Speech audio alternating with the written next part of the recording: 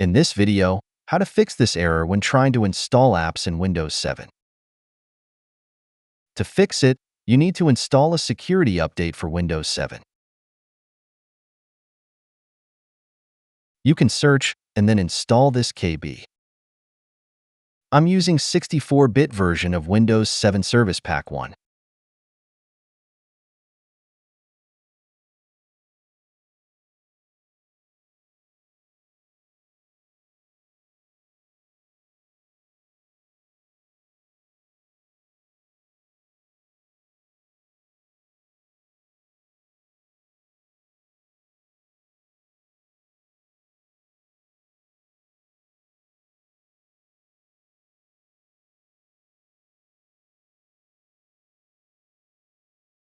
As you can see, the error was gone.